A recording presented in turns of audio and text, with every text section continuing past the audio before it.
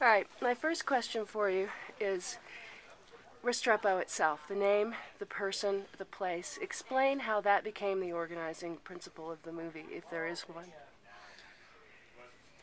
Restrepo was the platoon medic for 2nd Platoon of Battle Company in the Korengal Valley. He was beloved by the other men, and he was killed early in the deployment. And about a month later, they decided to build an outpost on a ridge line that would protect the main base in the valley that was taking a lot of fire. And they named that outpost Restrepo after their dead friend.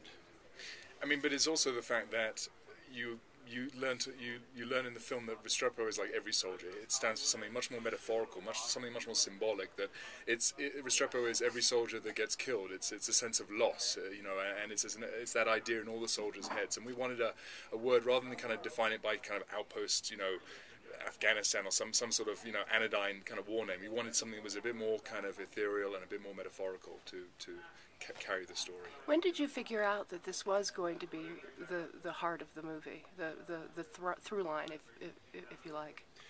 I think about halfway through the deployment, Tim and I, we knew we were making a documentary, and we talked about different names for it, and one of us came up with, hey, why don't we call it Restrepo?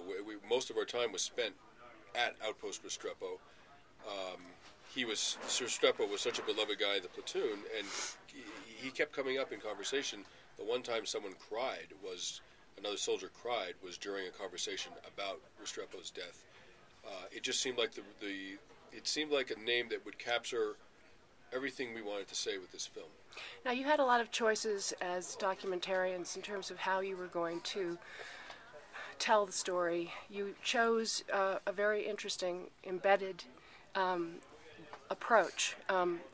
Did you have doubts about that? I mean, I don't mean going there and being embedded. I mean the way you shot the documentary without the usual kinds of talking heads and so forth, and narrative devices. Not at all. I mean, Sebastian and I come to this film as war reporters, and we've been working in this kind of environment for a long time. And in many ways, the film is a distillation of many things that we've seen and observed over the years. And for myself, my work has very much been focused on young men in war and the ideas of young men in conflict. And for me, getting embedded, the US Army makes a physical way that you can embed yourself in a unit. But I know from lots of other journalists that they're never really emotionally embedded with those soldiers, and that we really sought to be emotionally embedded and tell it very much from a soldier's perspective.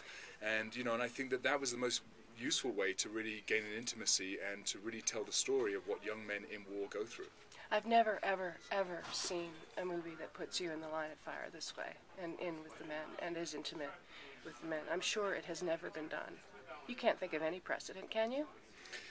No, I can't, and it's interesting because I think that nowadays the fiction films get mixed up with documentaries, but the truth is I know for a fact there's only been 2 ID scenes from inside an ID that's from inside a Humvee where you've been blown up, and I've never known of a situation where somebody's filmed people crying over the body of their dead friend. So I think there's a lot of stuff in the film that is completely unique to documentary. You got blown up in that, right? I was blown up. That's right. I was the footage. It's the opening scene of the pretty much. Yes, that opening IED is I shot that. How did you feel when that happened? It's interesting. I mean, as a journalist in a war zone, any war zone, but particularly where we were, one of the main adversaries to your work is fear, is your own level of fear, and you become very good at. It's almost like dealing with a bully who lives on the same block, and you just hope you don't run into him going to lunch. Fear is the same way. You figure out how to negotiate this thing. And when the IED blew up the truck,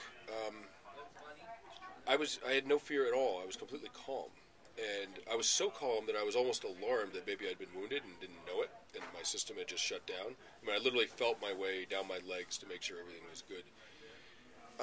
The fear came later, and so dealing with it in that moment I was completely operational, and the soldiers would talk about that. In a firefight, they're completely operational. They know what they have to do, and they do it. The fear comes as dread beforehand, or as nightmares and jitters after a firefight. And that was exactly what happened to me. And the repercussions for me psychologically were considerable, actually. So both of you have covered a lot of wars, but you have not. Was the aftermath of this experience, being there so many times, each of you went 5 times, is that correct? That's correct. What was it worse than it had ever been? I think it was different. You know, I think that there comes a time when you're covering conflict where there are a number of times that I can count on a single hand where I'm in a situation where I think I'm going to be killed and gone much further. Not just killed like, oh, I could have been shot, but really a situation when you think, like, this is it, I've gone too far now. My family's going to be so angry with me, they're going to be so upset. What have I done? And definitely in Afghanistan, I had a situation like that.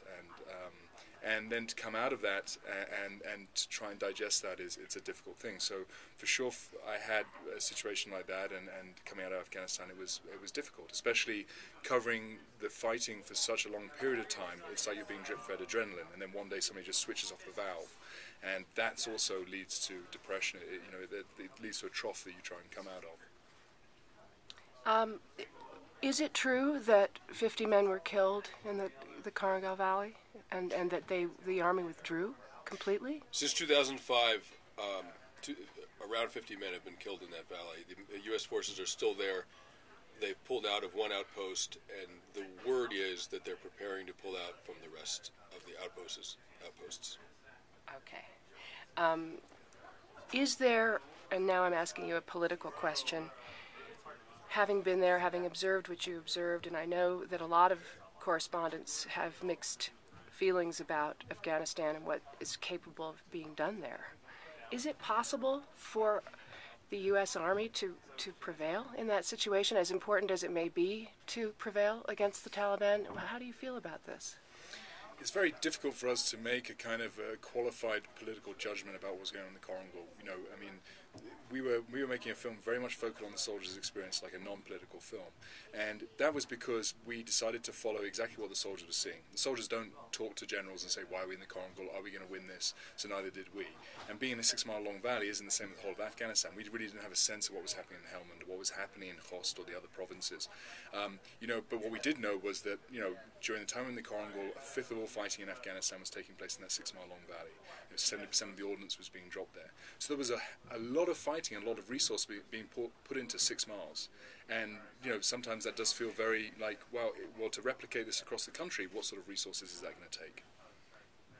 And why did you feel the need to go back so many times? The reason we got so close to the soldiers is that, the reason for that is that we kept going back. We kept going back, and we lived exactly the way they did, and we were not making a political commentary on what they were doing. It was clear, I think it was clear to them by our questions, that we were interested in them and their lives. And the movie really got made. I mean, we used footage from the first trip or two, but the movie really got made in an emotional sense in the last couple of trips. That's when, the platoon really was a family, and by the end, we were included in that family. We were really part of it, and one of the reasons that I still choke up watching the movie, and I'm not even sure why, but It upset me, too. Yeah.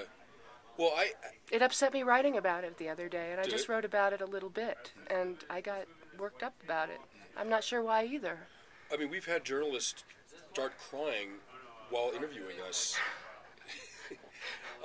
But, I've seen the movie scores and scores of times, and I still get choked up. And I think the reason isn't because it was so dangerous or because, I don't know. The reason, I think, is because I got so close to those guys. And it was the first assignment I'd ever done where I felt a real kinship and even love, I think, for the people that I was working with. And that was because we went back over and over again. And I think those sentiments went into our movie. And I think that's why they're affecting people emotionally as well. And a purely informative documentary isn't necessarily trying to do that. And I think it hits a very different part of your heart and your mind when you watch it.